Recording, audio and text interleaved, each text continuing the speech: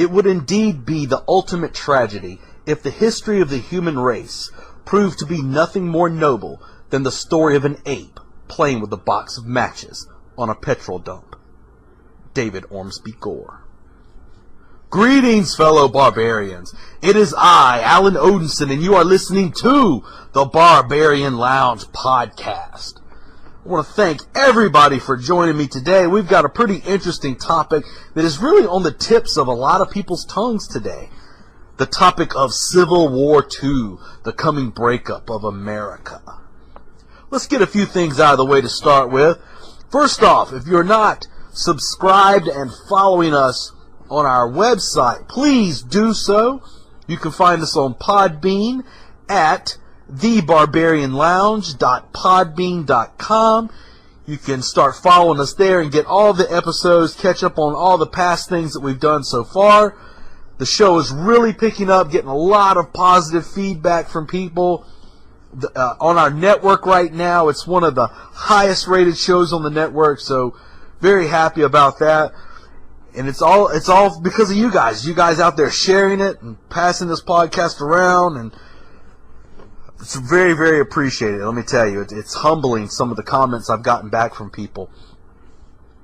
Also, find us on Facebook at The Barbarian Lounge Podcast on Facebook. You can check us out there, give us a like. You can keep track of any articles or events or things that we have coming up ahead of time. It's a good way to keep track of everything that is going on with the Barbarian Lounge. Sometimes we have exclusive t-shirts that we'll have up there, so check that out as well. Also, our network, UCY.TV, on Tuesday nights from 8 p.m. to 9 p.m. You can check out the Barbarian Lounge there. They're going through a lot of our past episodes right now to get everybody caught up to speed, because the Barbarian Lounge train is steady rolling, and if you're not running along beside us, it's difficult to keep up. So please check out the network there, listen to our show. There's usually a live chat that goes on during the show, and I try and drop in there when I can, and we can discuss some different topics, but you can meet people of like mind there and discuss different topics as well. Our sponsor for today will be Mitacon. Yes, check out Mitacon. You can find Mitacon on Facebook. It's not an energy drink. It is a drink that really attacks your body on the cellular level to give you the ability to recover quicker, to have longer workouts. I've been using Mitacon for quite a while. Just fantastic. Whenever I'm doing any sort of lifting, any archery practice, any sort of martial arts training, always having a Mitacon before and after my workouts. You can find them online. That's Mitocon, Mitacon. You can find them on Facebook. You can find their website as well. I'll put a link to the website in the description of this show. Matter of fact, I'm going to take a sip of Mitacon right now. Oh, good stuff, good stuff. Woo, alrighty. So, Civil War II. Now, what I'm going to be doing with this episode is I'm going to be talking about a book of the same name, Civil War II, The Coming Breakup of America. This book was written by Thomas Chittum back in the 90s, I believe. I believe it was around like 96, 97, somewhere around there. I thought the book was a little older than that, but 96, 97, I believe it was 97, by Thomas Chittum. Thomas Chittum is a Vietnam veteran. He's obviously a military veteran. But Thomas Chittum was in the Vietnam War. He spent some time there. He also was in the Rhodesian army there, as well as in the Croatian army. I think he worked as a contractor, or as you would call it, a merc, in the Rhodesian army and the Croatian army, and their respective conflicts there. But Thomas Chittum had a lot of insight into this book he wrote, The Civil War II, The Coming Breakup of America. Now, the funny thing about this is I will tell you this book is free in PDF form online. You could find it online, and I urge everybody to get it. However, I'm going to tell you a little trick they'll play on you here. This book is listed as white nationalist propaganda, and I use air quotes when I say that.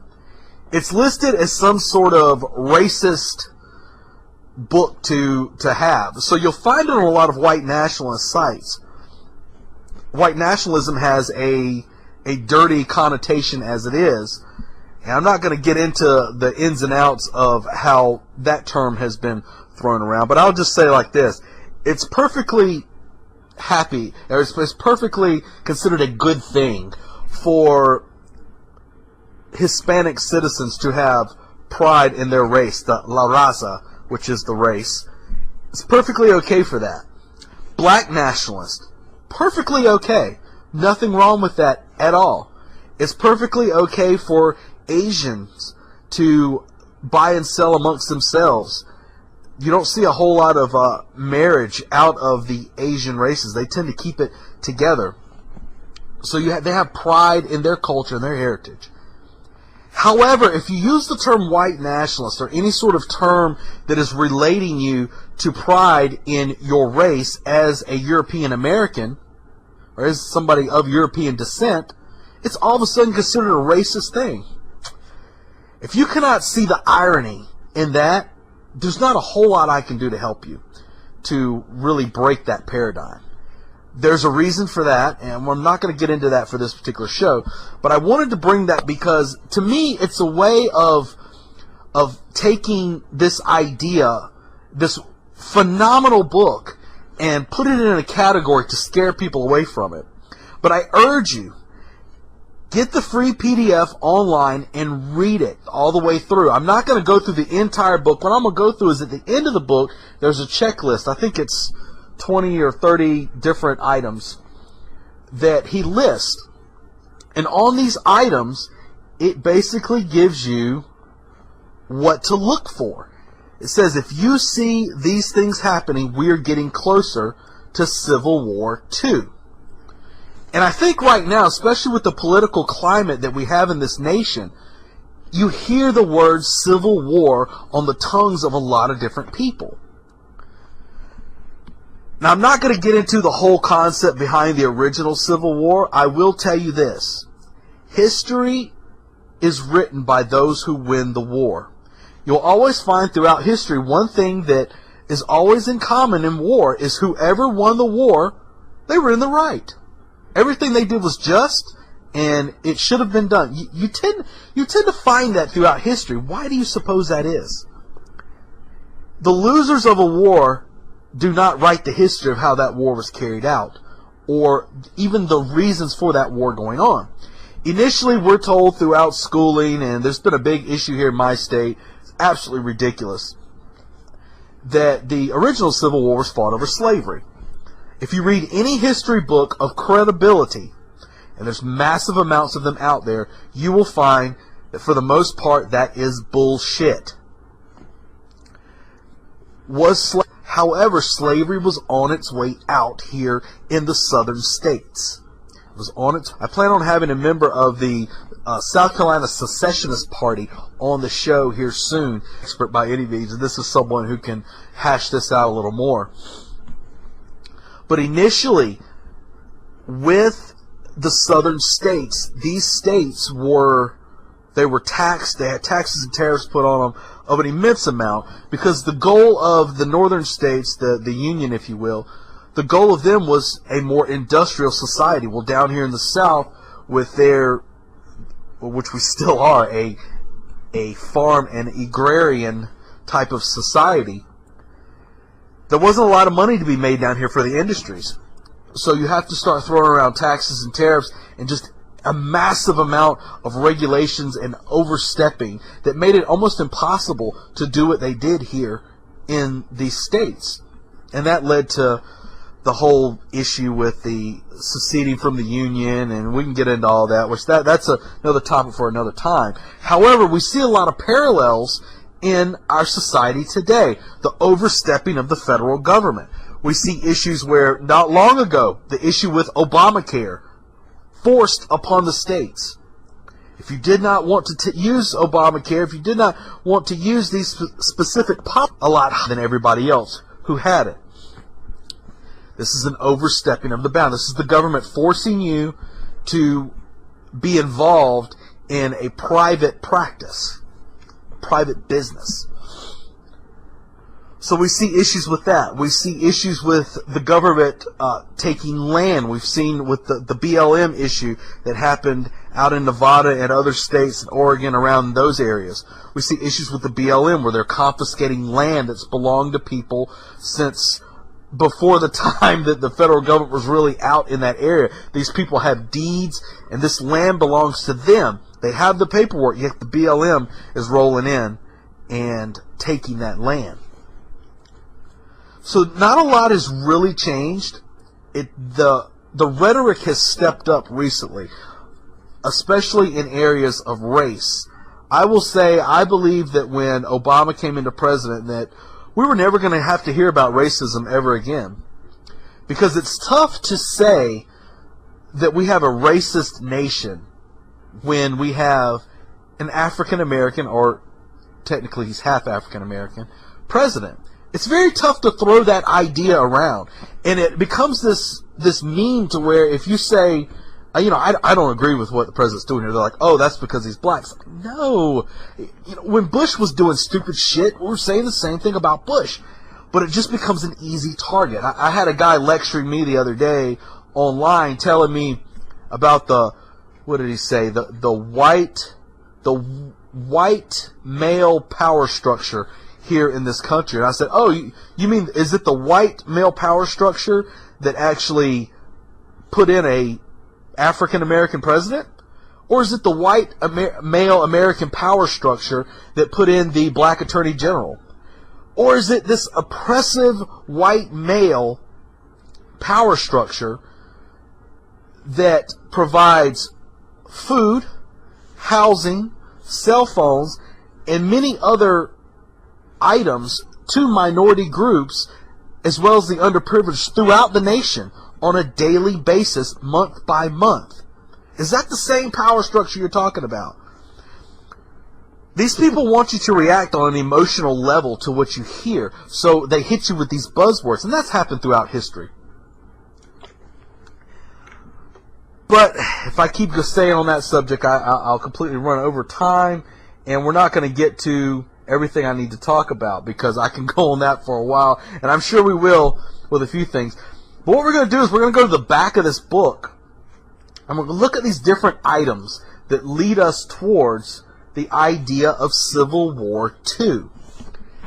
And a lot of these things, I'm going to elaborate on them so you can get kind of an idea of where the mindset is coming from behind a lot of these topics. And what you're going to see, and I'll tell you ahead of time, spoiler alert, what you're going to see is that many of these things that were predicted back in the 90s, and I can tell you, that's not that far back for me to remember. When you look at these things, none of these things were talked about during this time. This was not on the tip of everybody's tongue. So what you're going to see is a prophecy almost on these pages of things that are here now. Now, would it be in 2016? It's amazing to see how many of these things are happening. During the time when this was written, none of this stuff was on the tips of people's tongues. But here it is before us. These people, Thomas Chittum and Jared Taylor, a lot of these people, you can almost read the tea leaves, if you will, and see where we're going. So we're going to hit these different items here, and you tell me what you think. I mean, come on, let's see what we got here. This is some real talk. We're not here to pull punches. This is no safe space. This is the Barbarian Lounge, motherfucker. So strap up, and it's time to go. Item number 1 of the coming of Civil War II. If the racial tattooing of ethnic classifications on ID cards and other documents persist, we'll know the countdown clock is ticking. Every time you see a blank for your ethnic group on a form, think Civil War II. Now, for a lot of people, they'll say, well, there's always been a spot for race. And yes, you're absolutely correct. However, as we see now, as I spoke before, the massive divide now, where you have all these people identifying themselves as, I am black, I am this, I am that, I am. One of the things they do not have in common is none of them are saying I am an American. as long as these divisions are set up, you will never have a unified nation. There's one thing to keep your identity, that's one thing. But what you start having is you start having these people that are looking at conquest. They're looking at a level of conquest over certain areas. When you start seeing this conquest of these areas by these people saying, well, we're blacks, we own this area. Even if they say we're whites and we own this area, that's a massive issue as far as it comes for a nation forming together. Especially now with this ridiculous idea of all these different genders and races and everything. I hear these ideas of different genders and it just completely boggles my mind. I heard a lady say this morning, which I'll probably make that the video of the week this week just because it's completely ridiculous. She said a guy was exercising his white male privilege to speak over a non-binary trans female. What the fuck is that? Non-binary trans female? What? Absolutely ridiculous. So you're starting to see people changing this whole idea of racial and ethnic. They're moving it towards gender-based idiocracy to where that's dividing people up even more. When you start to see people become divided this much, one thing that is slowly causing the nation to separate. It's pieces of a puzzle slowly being moved apart, almost like tectonic plates, just slowly separating as the energy of the people begins to shake. Those tectonic plates start separating, then you have a fracture. And that's what we're seeing in this nation right now. Whereas you have guys up there trying to bring people together under one banner of nationalism, and you see, oh, they're racist, they don't believe. No, it doesn't have anything to do with that. It's about everybody being an American. You can be of different ethnicities in this nation, but the one thing that you have to have in common is you have to be compatible with the ideals of America. And a lot of these people are not willing to do that. We see that especially with the refugee crisis right now from the Muslim countries. A completely barbaric, and not in a good way, a completely barbaric, backwards, incompatible civilization moving into this nation. They have no qualms about saying that they are not assimilating into what it is to be an American. That, my friends, is a huge issue. Item number 2. If illegal aliens are allowed to vote, even in local elections, it will be another unmistakable signal that American citizenship, and therefore America itself, is finished. If the millions of illegal aliens in America are granted amnesty and get the vote, it will mean open immigration and a giant step towards Civil War II. It's almost to the point where I don't even need to elaborate on that.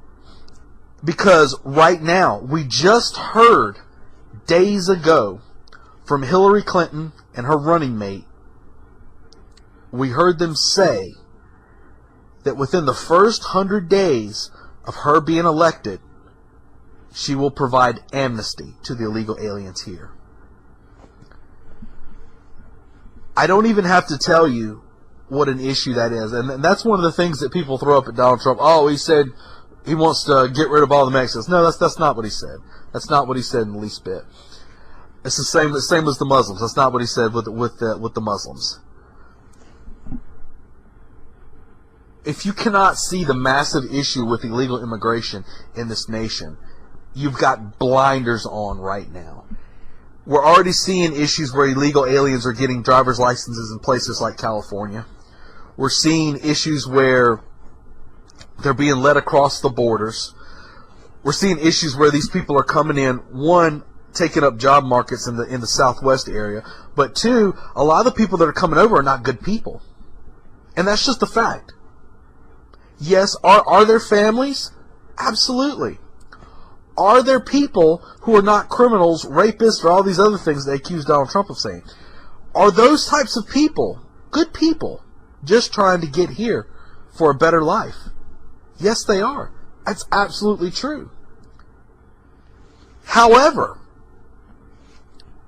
I will say this. Are you willing to if I tell you that there's a pile, if I lock you in a room with a blindfold on, and I say, this room is full of snakes. Of the 100 snakes that I have in this room, only 2 of them are poisonous. The other 98, you don't have to worry about them. Are you going to feel comfortable? Are you going to feel safe in that room?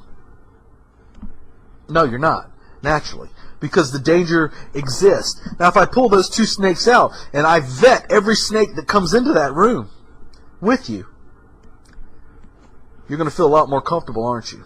If I say that no more poisonous snakes are allowed in this room, and I block them, I put up a wall, if you will, to prevent said snakes from entering the room. It's a lot easier to live with, isn't it? And this is all we're talking about here. But you're starting to see the erosion of the idea of what it is to be American. You're starting to see the erosion of the idea of what it means to be a citizen. Because it's to the point now, it's like, well, you know, the illegals are coming here and they're getting free health care, they're getting welfare, they're getting food stamps, and all these issues like this. And I know people say, oh, they don't get that. That's absolute bullshit. I know of illegal aliens where I live, and I've seen them pay for things with food stamps. So don't tell me that it doesn't exist. But we're starting to see this. We're starting to see illegals voting. We're starting to see where they're saying, you know, we don't want to ID people. We don't want to ask for any identification when they come in because, you know, that's racist. No, it's not. That's what it is to be a citizen. You have the right to vote when you're a citizen of this nation. Item number 3, the abolition of the right to bear arms. This must be done to reduce the military potential of those assigned to the bottom tier of the emerging multi-ethnic American empire. Those in higher tiers will retain their guns, and thereby their military resources, through devices such as the Nation of Islam's security company and street gangs. Imperial conversion cannot be completed without breaking the military potential of the working class, the historical key to military dominance in North America. This is absolutely, we're seeing issues with this right now. Just the other day, the guy from the, what is that, James O'Keefe. James O'Keefe, who's gotten tons of secret recordings of things. He's brought down a lot of the abortion companies where they were, a lot of the abortion clinics where they were saying, oh, we're not doing that, and he got secret video that they were. He got a secret video of one of the delegates for Hillary actually telling them how the plan is to take guns away from Americans when she gets into power. This lady was saying that we have to say, you know, stuff like common sense gun control and shit like that. That was her exact words. Common sense gun control and shit like that. I talked about that in our episode on guns in general. But this is the plan.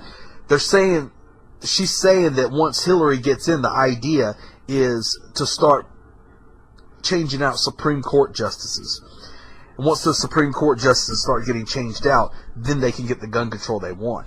And I remember the first Clinton regime, and that was when we had the assault weapons ban. That was when we had the Brady Bill and all these other things going through under Hillary Clinton. If you do not think that it can happen here, you are sadly mistaken.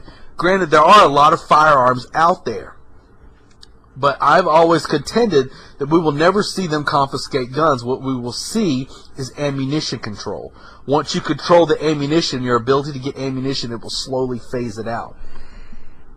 But what you'll see, especially in places like in California, where they've just gotten some of the most oppressive gun control you could ever see, what you're going to find is the only people that are going to follow these things are your law-abiding citizens, your criminals. All these street gangs and stuff, they are not going to turn their guns in because in their very nature they are criminals. That's not what they do. We just saw recently over in Germany, high level of gun control in Germany. Has been for a while now. We saw a mass shooting out there. It's happened numerous times. And that's because these people that are coming in, they're getting their guns illegally. So the only people who don't have the ability to protect themselves are law-abiding citizens. So the idea of disarming them to make way for these groups, as you see these jihadis coming into the European nations right now, and they're coming here, trust me, they are on the way. They're already being moved in as it stands right now. You're starting to see these people moving in as they're trying to get the firearms out of the hands of the American citizens. I can tell you right now, that's going to be a tough prospect for them. But do not think that it's off the table. They are working for it. Even as we speak right now, they are working for it. I mean, we've seen this through history with the British. The British came several times. When the British came to get the guns, they had to disarm the population. When you try to disarm the population, though, one of the things you'll find, especially here in America, one of the things that makes America what it is the fact that we're not willing to just stand by and let you disarm us. So I can tell you right now, I've heard it termed many times, people talk about burying their guns. If it ever comes a time for you to need to bury your guns, that means it's time to dig them up. Okay, so you can take that for what it is. Item number 4, watch for racially split juries. If jurors begin to refuse to convict their co-ethnics, then our progress towards basic social breakdown in Civil War II is accelerating.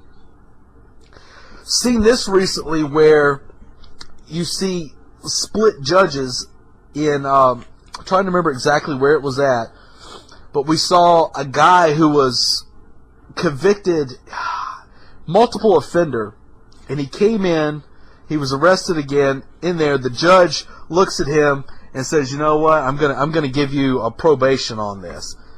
It was a black young man and a black judge, and I remember he faced a huge amount of backlash over this, and the judge is pretty much like, "Hey, you know, it was." He's a good man, and you know he's been oppressed by the system. And it's like, really? Are you kidding me? So all these things start happening when you start having the breakdown of law and order, and we keep hearing, especially with the whole idea behind the Black Lives Matter movement right now, this idea that of stop killing us. I hate hearing this "stop killing us." Because when you say stop killing us, that does not include me.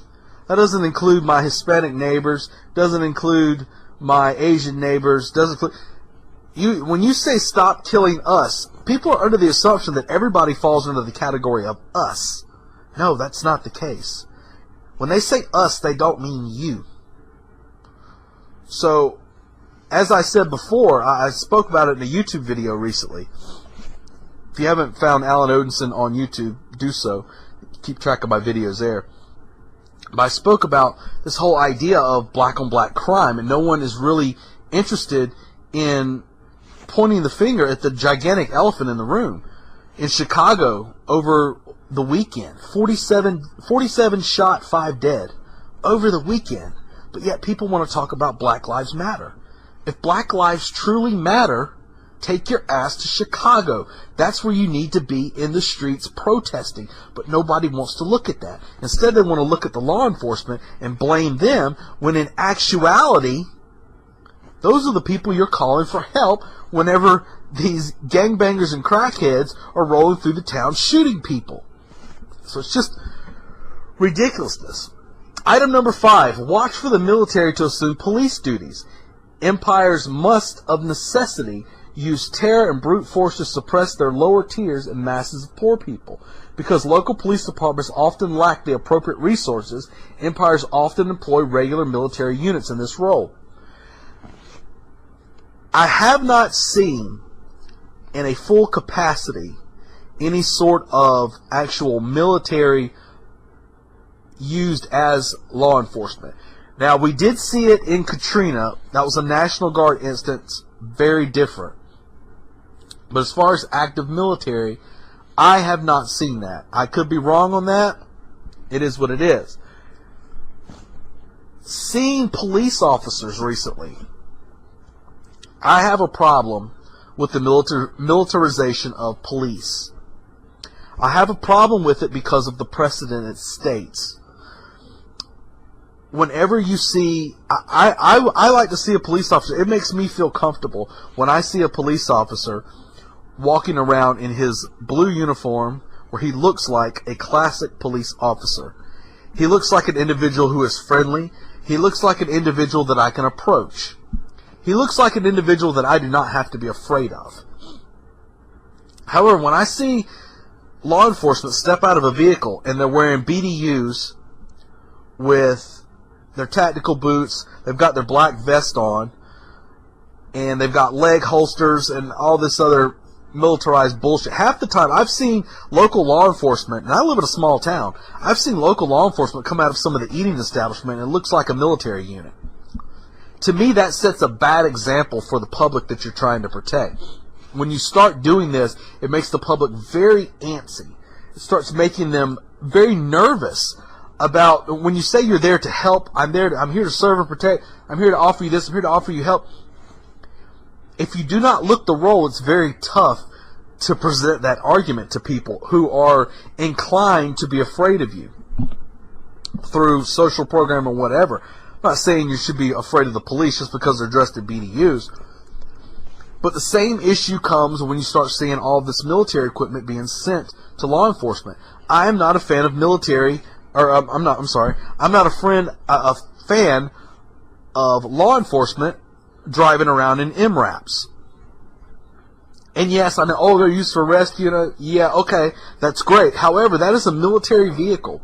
When you put a military vehicle on American streets and you start rolling it through a neighborhood, you make people uncomfortable. It's the same as if you see, even though it's perfectly viable and it's perfectly legal for in several states for guys to walk around with AR-15s, open carrying them in Starbucks or wherever the hell they're at. Perfectly fine from a constitutional or from a legal standpoint. However, to the people that are in Starbucks, you're making me very fucking nervous with your AR-15 strapped on your side that you're just trying to make a statement over. I'm not cool with that. Same thing goes for driving an MRAP through the middle of a neighborhood. You start to make the citizenry very uncomfortable when they start seeing the same vehicles that they see in Iraq driving down their city streets. I don't think that's something people think about. And I know, they're used for rescue. Yeah, okay. Yes, there are instances where they're used for rescue. In most instances, they're not. So, item number 6. Watch for the establishment of an elite military force outside the chain of command of the regular military to serve as an internal counterinsurgency force. This is one of the things, thus far, we have not seen yet. However, I'm not saying that it's not coming. You could make argument that the ATF falls under this category. The issues that happened in Waco, the issues that happened at Ruby Ridge, both of those, mind you, under the Clinton regime. You could make the argument that the ATF carried out that role. Very good argument. With the killing of all of the men, women, and children at Waco over a firearms issue. That, we think you have firearm that is under a certain length, which is absolutely asinine to start with. That's the whole reason to lead an assault on this place. Even though records show that David Koresh used to go for jogs around the compound almost every morning. So if you really wanted Koresh, it's not very difficult to get him now, is it? But I digress. With Ruby Ridge, over a shotgun barrel being just a few inches too short. Well, we gotta go in there and attack him. We gotta shoot this guy's child and his wife. And then numerous reports of one of the same guys who led the assault in Waco there at Ruby Ridge actually heckling Randy Weaver over the intercom after his wife was dead, heckling him, asking him what his wife was cooking for dinner when he knew she was dead. So, granted, we haven't heard much from the ATF for a while now. Is that coming? Possibly. We're starting to see other groups, Antifa, and some of these fucking Yahoo communist groups out there doing their thing. I could easily see them evolving into a brown shirts for sure. Item number 7. Watch for Washington, D.C. to increasingly resemble the capital of some banana republic, under siege by revolutionaries and mobs. Well, Washington, D.C. has established itself pretty well as the capital of a banana republic right now, especially with our current administration. You get in a Hillary, and you're definitely going to see that.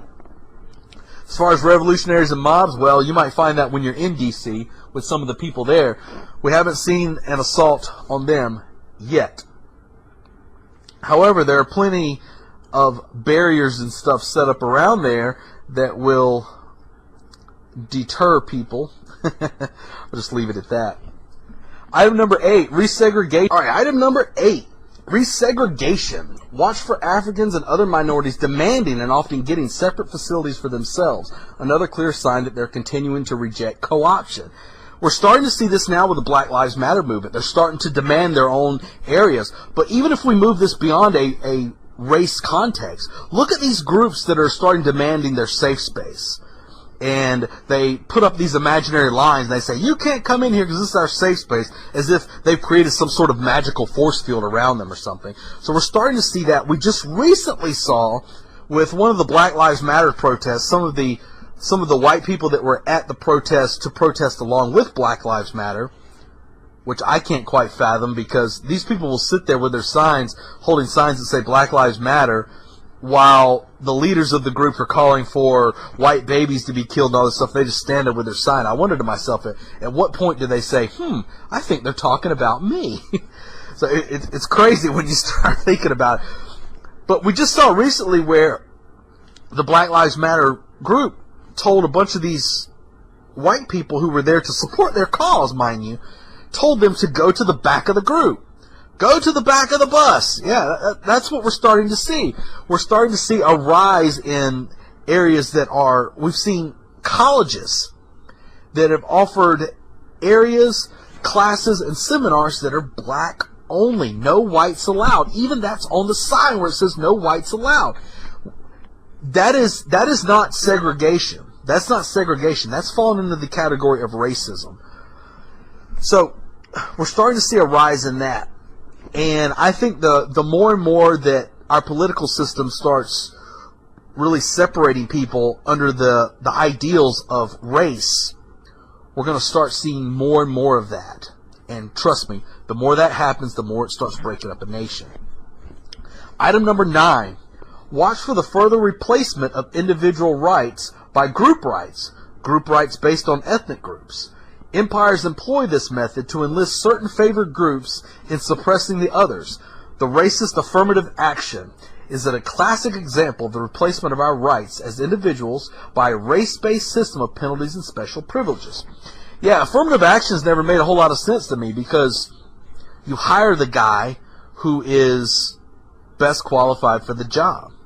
Plain and simple. I shouldn't have to, if I've hired 9 white guys, and then I got a black guy who's not set, who doesn't have any training in this particular field, but I got a white guy who does, I have to hire the other guy because of affirmative action. It doesn't make a whole lot of sense. People should be hired based on merit, based on their accomplishments, not on what color they look. That's racist, isn't it? But we're starting to see now the rights of the individual being overwhelmed by the rights of the group. Especially now, a lot of these Antifa and a lot of these communist groups that are out there, these socialist groups, these quote-unquote democratic socialists, whatever the hell that is, these crazy gender-based identity groups, they want you to start losing your rights as an individual just so these people can have a special set of rights just for them. Think about the whole, don't think about the individual. That's the whole idea behind socialism. I keep hearing this idea of we are one. And I understand the concept behind it. I understand what you're trying to say. We are one. We are one people. Yes, we're all human beings, but that's kind of like saying that we're all one in the animal kingdom. That all of the animals can say we are one because we're all mammals. Well, I'm quite different than a whale. I'm quite different than a grizzly bear. I'm quite different than a fucking mouse. So all these things are different. There's nothing wrong with differences, and people should be allowed to embrace their differences, because that's what makes the individual different. That's what makes them special. If you don't have any individuality, if you just become another cog in the wheel, if you want to use that terminology, if you just become a cog in the wheel, what makes you more special than anybody else? It doesn't allow you to rise any higher, but those that are allowed to rise higher are those in the upper echelon of the power structure. Number 10, watch for the non-governmental organizations acquiring military power. As we are increasingly losing our common identity as Americans, people are increasingly turning to alternate sources of psychological fulfillment and the increasingly necessary military protection that such organizations are extending. So we're starting to see groups. I remember seeing a while back where you had all of these groups, such as, I'm trying to think of their name. I want to say it was the Housing Authority at the time. And granted, that's kind of a governmental group. But you start seeing all these groups that do not have police or military duties, all of a sudden getting all this ammunition, getting all of these guns and all this stuff. This was a big deal a while back. Just thousands and thousands of rounds. And they say, oh, it's for training. And it's like, well, training for what? You guys don't carry guns. So I found that very interesting. But you're starting to see the rise of other groups as well. Black nationalist groups are on the rise. White nationalist groups are on the rise. La Raza, the race, the Hispanic groups are on the rise. You're starting to see people move towards the gang, move towards the tribe. And that's not necessarily a sign of something horrible. It's just a sign of things that are coming. You see groups like MS-13 in my area. We're starting to see a lot of gangs rolling in, gangs from a lot of different areas, mostly African American gangs. But you see people migrating towards the tribe and groups that are not technically part of a military or law enforcement standard. But you start seeing people move to these groups for a sense of security, because they can feel deep inside all of us. We can feel that these things are starting to come. So item number 11, watch for the real political power to continue to shift from our elected officials to the courts, and thus away from the American people. That is absolutely something. How many things have you seen recently that have had to go to the Supreme Court? We're seeing a massive amount of things where the Supreme Court makes a decision, even though it's not something that's constitutional, even though it's something that does not fit the will of the American people. It goes to the Supreme Court, and all of a sudden it's like, well, that becomes the argument that they use. Well, the Supreme Court voted on it. There's a problem there, because now we've taken our system where the people have the right to decide what they want and what they don't want. The whole idea behind the republic that we have, and that's what we have. We have a republic. Not a democracy, we have a republic. This whole idea behind the republic is for the American people to be able to make a choice in what they want. And then when you take that and send it to a select few of judges, you take 7 people and you say, you decide what we get and what we don't get. What is legal and what is not legal.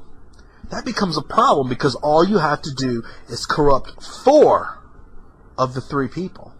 You don't even have to have a majority. Just 4. We saw that with Obamacare as one of the big issues. One of the big issues with Obamacare was they had the votes, supposedly. It was a 4-3 to get rid of, that Obamacare was going to be unconstitutional. They weren't going to be allowed to do it.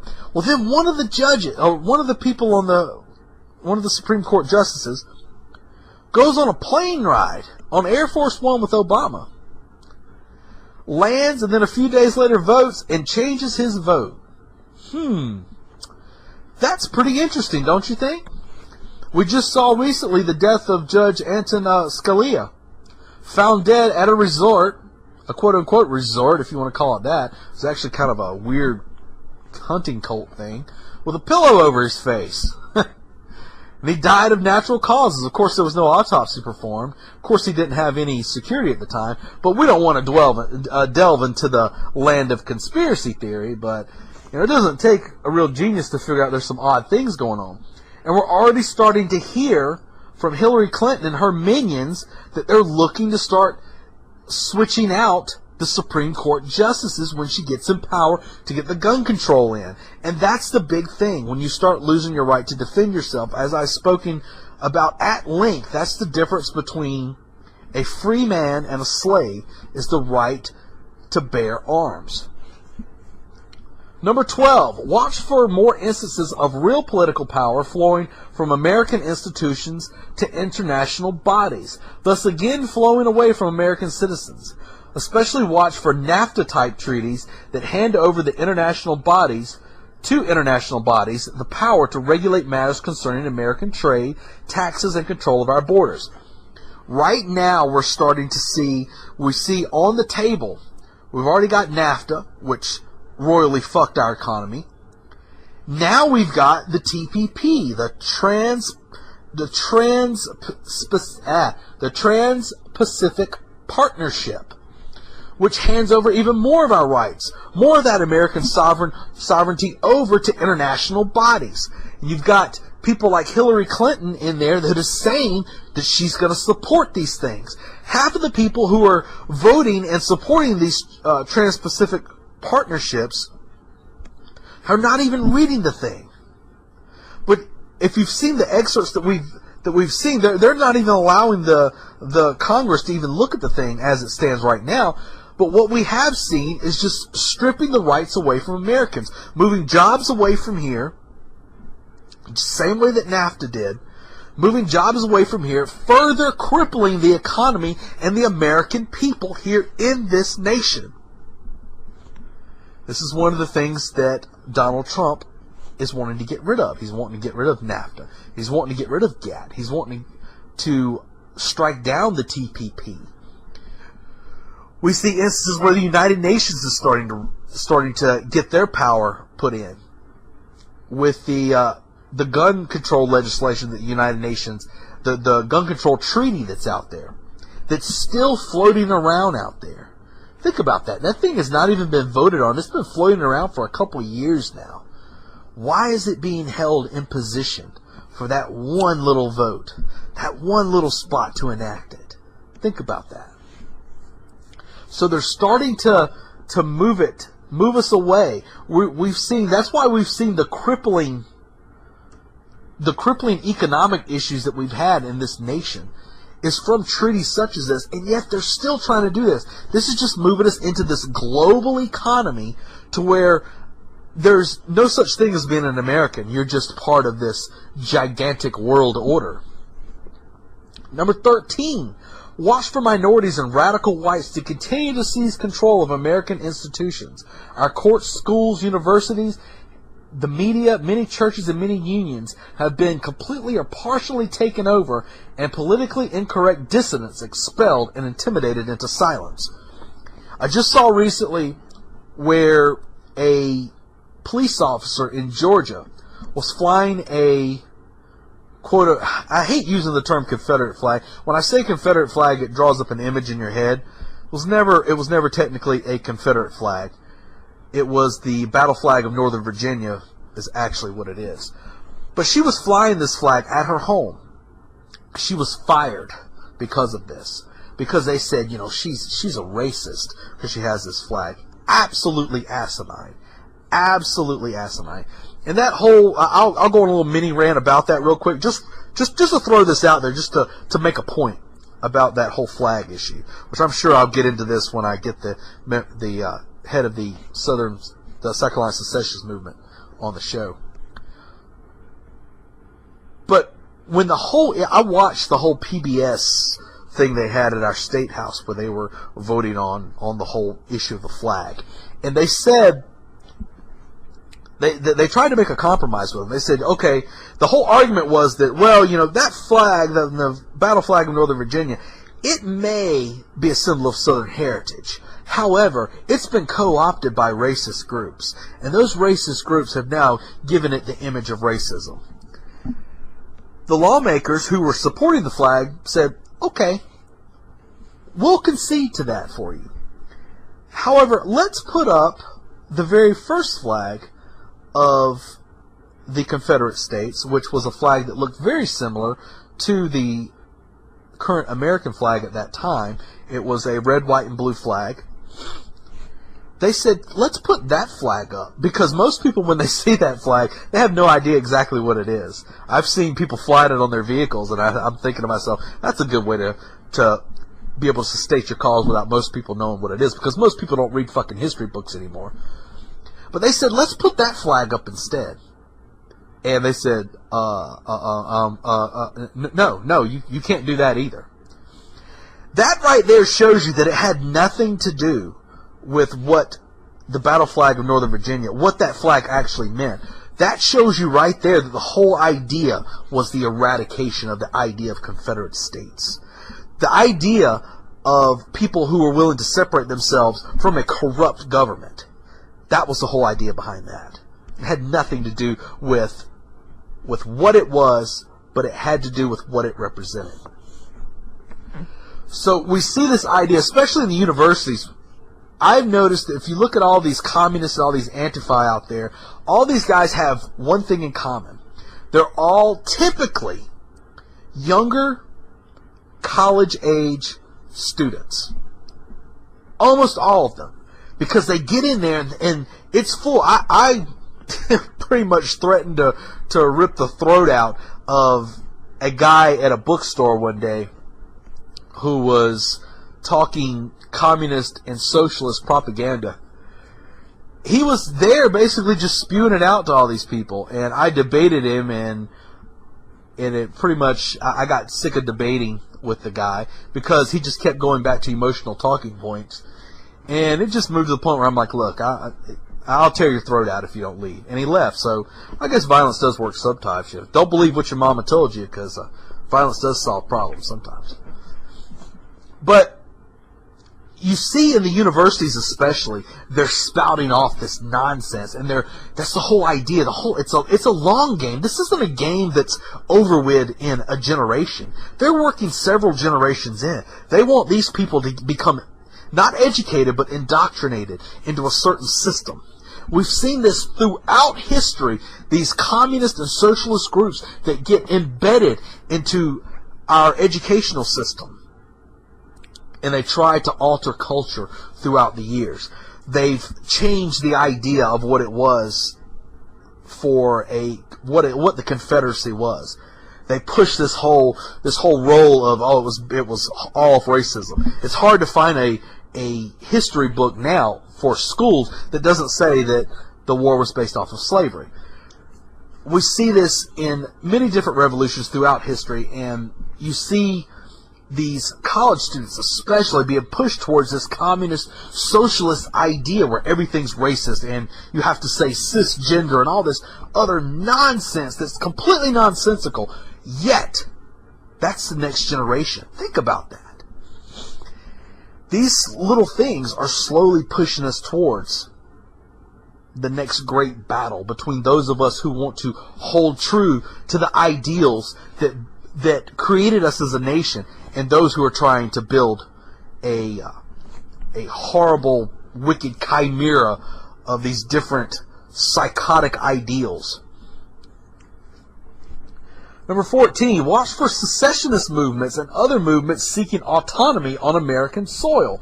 Some of these movements will be subsidized by corporations seeking territory free from American law and taxes, where they may plunder to their heart's content.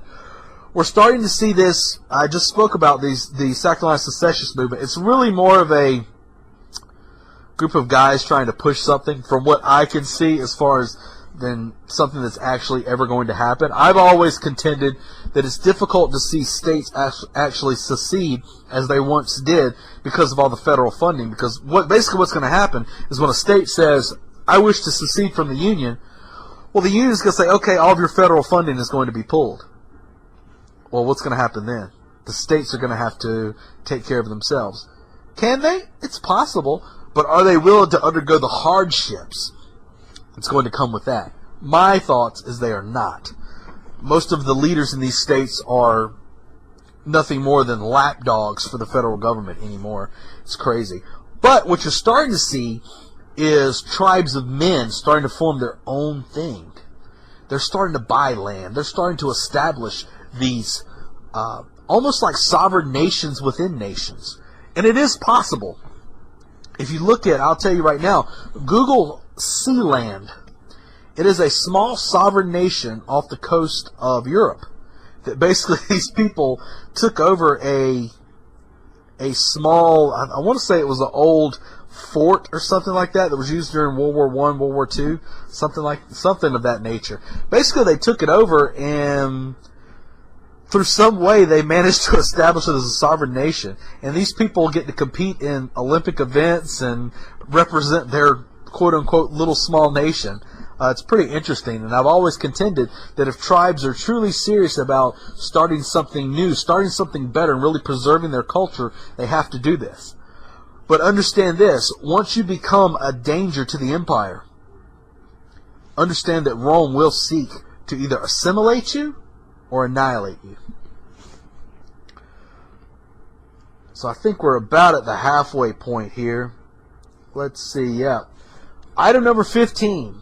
Watch for race-based political parties, a sure sign of racial polarization. The most telling statistic occurred when ex-Ku Klux Klansman David Duke ran for governor of Louisiana and got the majority of the white vote, an estimated 55%. We see now, as a matter of fact, as I say this, I think David Duke is running for governor of either governor or a Senate seat in Louisiana again right now in 2016. Probably not going to get it, but hey, is what it is. But as far as race-based political parties, you can't say a race-based political party without looking at the Democratic Party. We're coming off recently the 2016 Democratic National Convention. What did you see on stage? You saw illegal immigrants up there speaking. You saw members of Black Lives Matter up there speaking. You saw the mothers up there speaking who were the mothers of black men who had been killed by police officers. Now, you notice there were no fathers up there. That's quite an interesting dichotomy in itself. But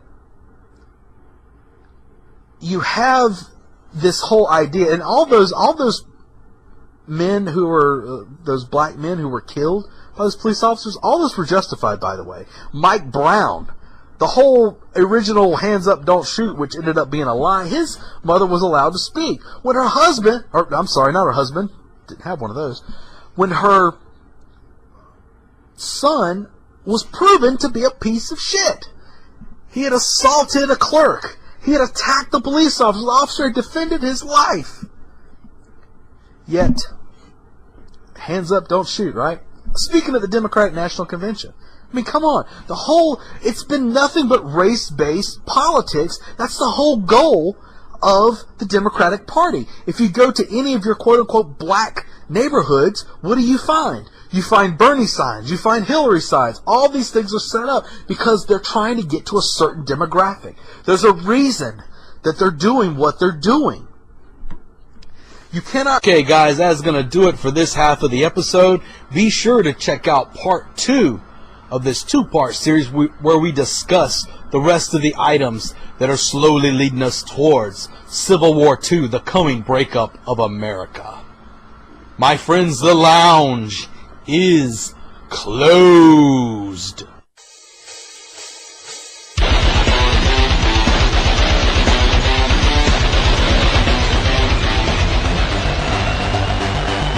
My name is S.M. Gibson.